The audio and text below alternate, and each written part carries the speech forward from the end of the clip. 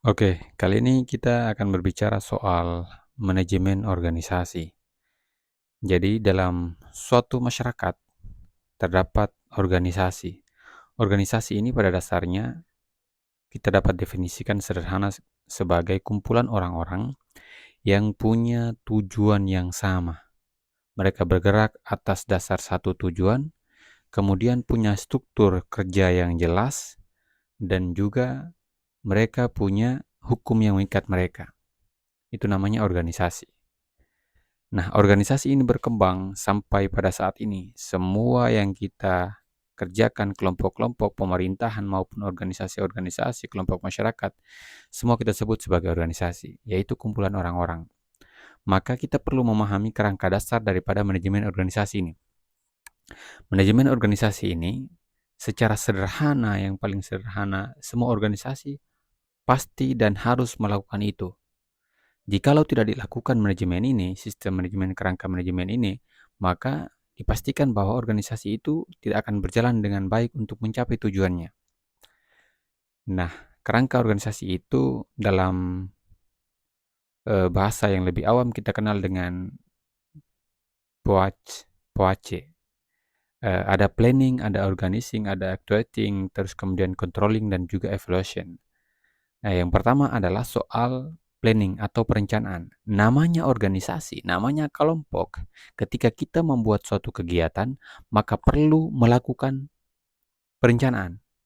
Dan itu wajib, harus ada perencanaan sebelum pelaksanaan, sehingga pelaksanaannya terukur.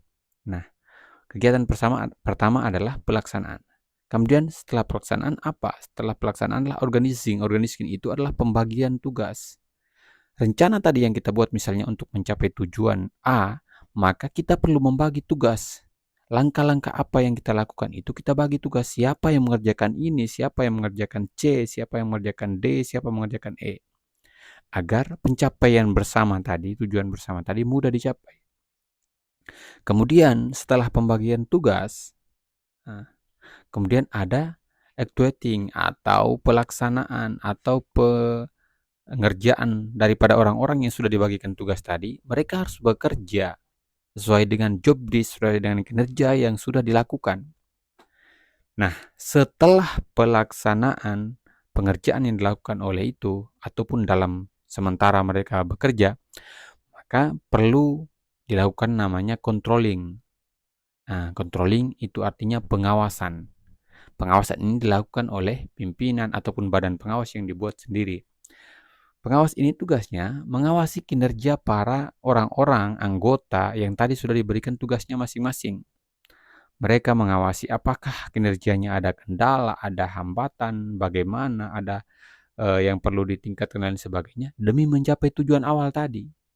Maka pengawasan ini perlu sangat dilakukan.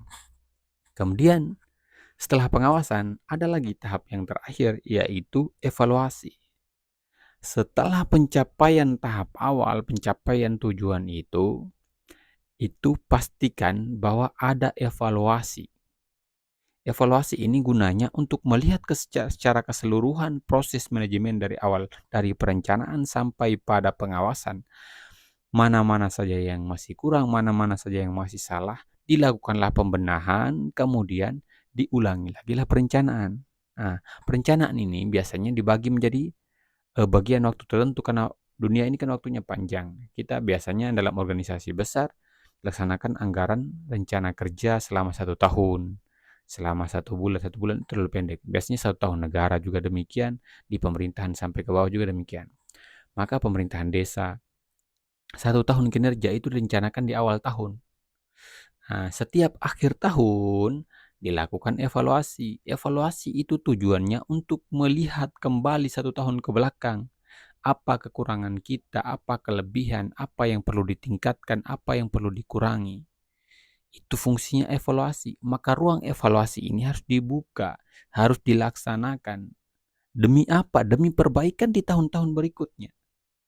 Nah, ini adalah kerangka paling dasar dalam berorganisasi, yang mestinya harus dipahami oleh setiap organisasi, setiap pemerintahan, siapapun yang menjalankan itu. Organisasi ini namanya roda. Kenapa dia roda? Dia bulat. Dari perencanaan, kemudian pembagian tugas, kemudian pelaksanaan, kemudian pengawasan sampai evaluasi. Kembali lagi, pelaksanaan, perencanaan, begitu diulang terus. Nah, perbaikan roda kehidupan ini akan semakin baik kalau adanya evaluasi, ada perbaikan-perbaikan terus. Tetapi kalau kita menutup ruang evaluasi, maka kesalahan-kesalahan kita yang lama di tahun-tahun sebelumnya tidak bisa kita perbaiki. Kita akan selalu jatuh pada lubang yang sama tanpa ada kemajuan. Untuk teman-teman pemuda yang bergabung dalam organisasi atau pemerintahan atau dimanapun itu, saya pikir ilmu ini adalah paling dasar, ilmu manajemen organisasi, yaitu melakukan perencanaan, melakukan pembagian tugas, mengetahui apa yang harus kemudian dikerjakan, melakukan pengawasan, dan juga melakukan evaluasi. Ini sangat penting untuk kita tekankan, untuk kita jaga, untuk kita pegang sebagai bekal dalam pengawalan kehidupan kita di masyarakat, di berbagai lingkungan yang kita hidup dan kita bersosial. Seperti itu.